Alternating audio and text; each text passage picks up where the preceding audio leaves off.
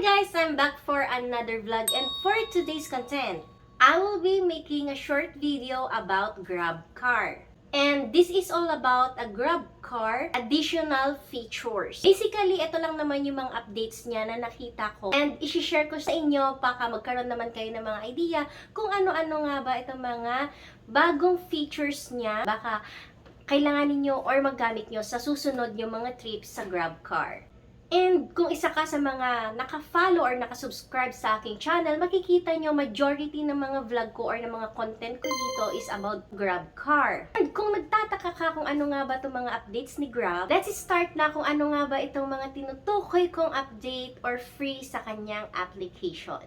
Kung bago ka pa lang sa aking channel, don't forget pala to subscribe. And then kung mayroon ka mga questions or suggestions, just put it sa ating comment section. Ating update pala sa GrabCar, ito ay available sa iOS. Makikita nyo siya sa iOS at saka sa mga Android phones. I realize kasi, kaya ko siya sinabi, kasi may mga features, if I'm not being mistaken, na meron sa Android user na wala sa iOS user or meron sa iOS wala sa Android. Start na sa sinasabi kong bagong update ng mga features kay GrabCar. Let's start with the booking.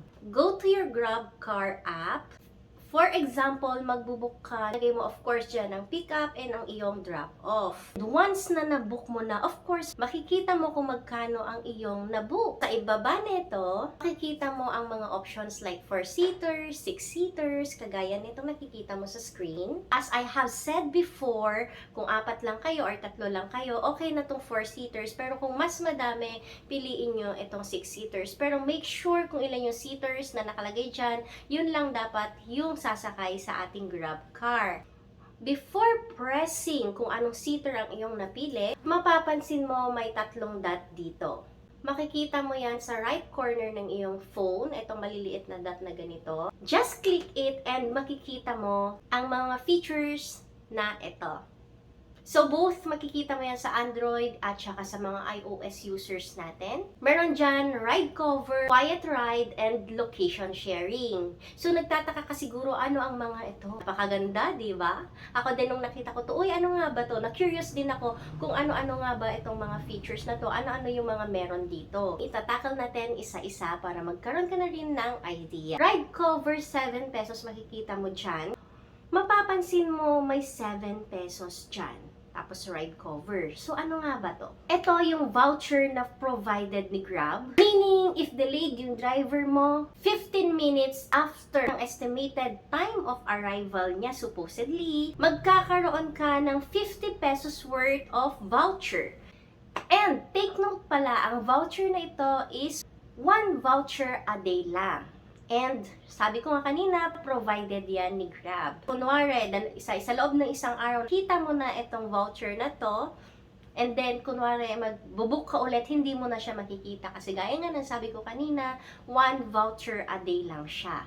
Para naman magkaroon ka ng ganito kasi nagtataka ka, parang wala akong nakikita sa akin. Check your setting.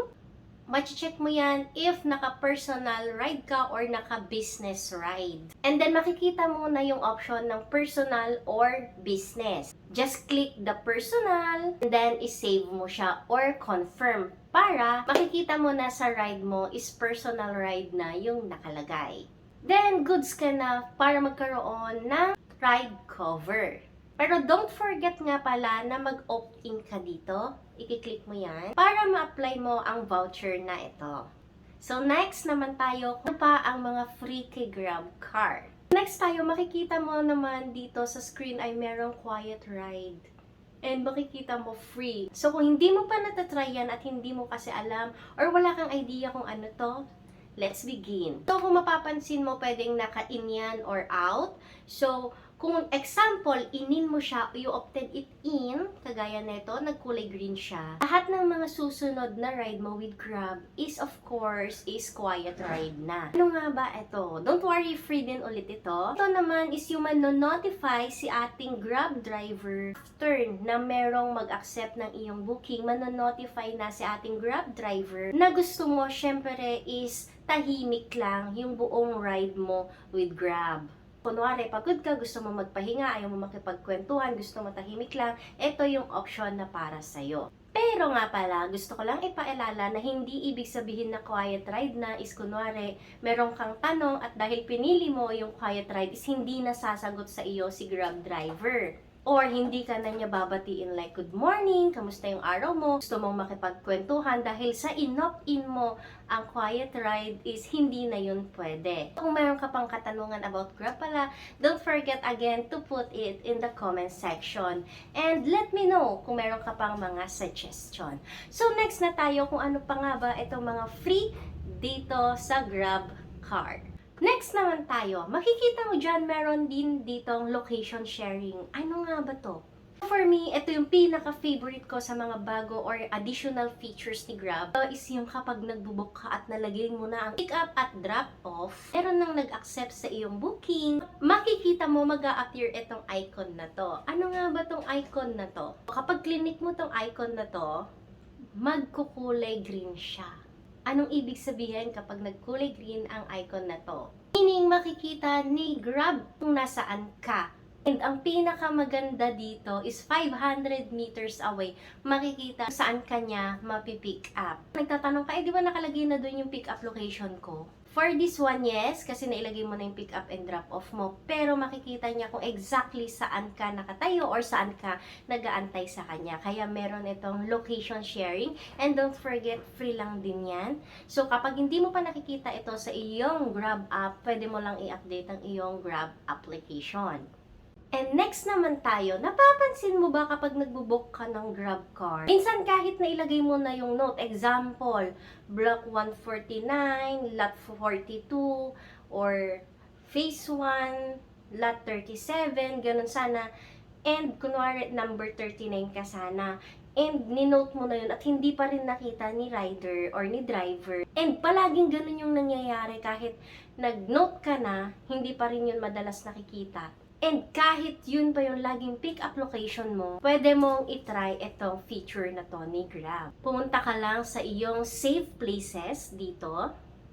Dito makikita mo yung mga naka-save places mo na madalas kang pick up or yung drop off mo. Example, this one. Meron ka dito pick up and drop off. And then example, clinic mo yan. Automatic naka-save na yun. Makikita mo na yung pick up mo, yung drop off. Kung mapapansin mo, merong ganitong icon. Pero ito ay nasa right ng iyong screen. I-click mo lang yan and tada! Ito yung makikita mo. Andyan yung address mo, and then naka-define pa dyan if residential siya, airport, bank ba siya. Pwede mo rin yan i-edit, of course. I-click mo lang dito yung change incorrect info, then you're good to go.